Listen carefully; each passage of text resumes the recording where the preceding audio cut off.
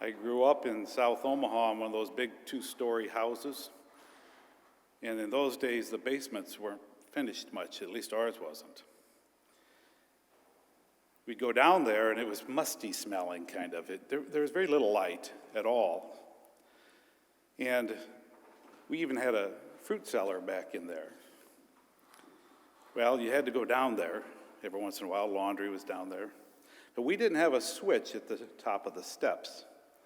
So you went down the steps, and you had to do this and find the string and pull the string.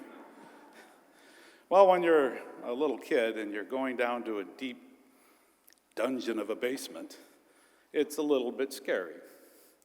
And you'd be doing this and looking for that string, and all of a sudden, way in the back, in the darkest part of that basement, the belly of that basement, you'd see this little glow of this orange and red. And it was back there, nothing else. And it would disappear and come back, and you're a little kid, you're thinking, it's a one-eyed dragon staring me down. He's winking at me. What he's going to do?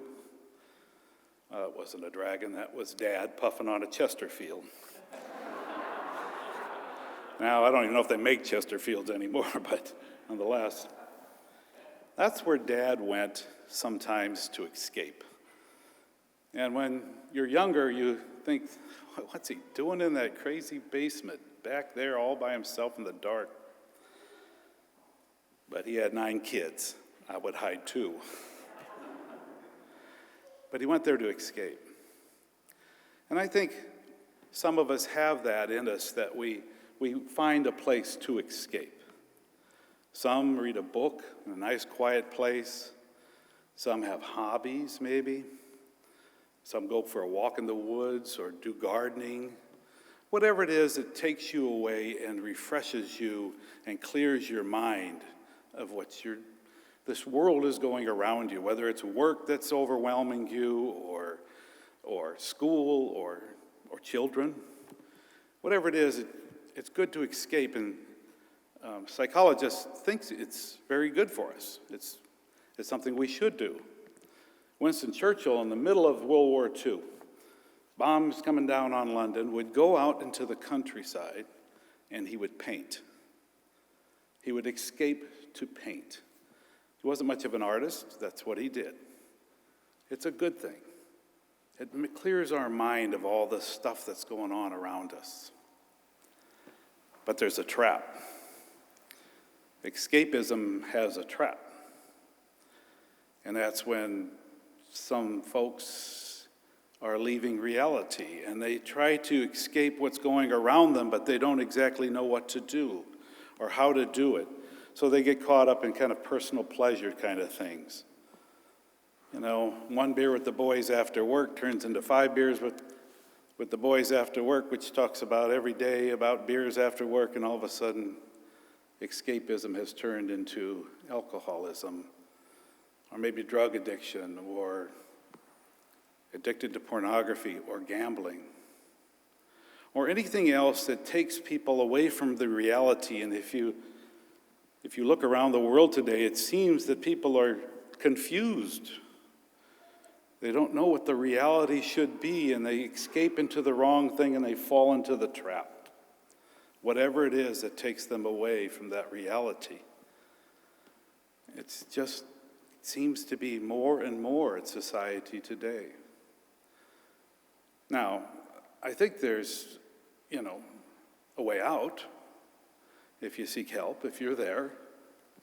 If you're one of those that have problems with some of those things, there's ways out. But if you're not there and you're kind of in this whole thing with this pandemic and I want to escape everything, and whatever it is, you might use this rule of thumb. If you can't take Jesus with you, maybe you shouldn't go there. And when you do escape in those quiet times, in those quiet places, you can take Jesus there. It's a good thing. It clears your mind. But I think in order to hear the voice of God, it's much, much easier if you do away with all the noise around you, even if you have to go into the musty old basement, wherever it is to get away from the noise. Like Samuel, He had to get away from the noise. He didn't even know what was going on, but at the middle of the night, he heard the voice of God calling. And then he was told what to do. Eli told him, I'm here. Tell Jesus I'll be your servant. I'll do what you want me to do. And he did. But I think that's where we need to be. We look at this gospel, and it seems like there isn't much here, is it? Jesus meets Andrew and Peter and all those. But there is something really peculiar I found in this gospel. Maybe you've seen it too. Jesus sees him, but John the Baptist says, hey, there's the Lamb of God. They follow him. And Jesus says this, what are you looking for? What are you looking for? And how did Andrew answer? Hey, where are you staying? He didn't have an answer. He wasn't sure quite yet about this Jesus, I assume. But he wanted to stay with him and invite him into his world and him into his world and find out what he was about. And I think that's where, when we escape, we should be inviting Jesus and stay with him so that we hear that. What are you looking for? This week I challenge you to ask that question in your quiet time. And I hope you do take quiet time. If you're not used to it, 5 minutes, maybe 3. Just take some quiet time and answer Jesus' question. What are you looking for? Now, I'm not going to tell you the answer, and I can tell you why I can't, because my answer would be different than yours. Everyone that you see here would have a different answer to what are you looking for.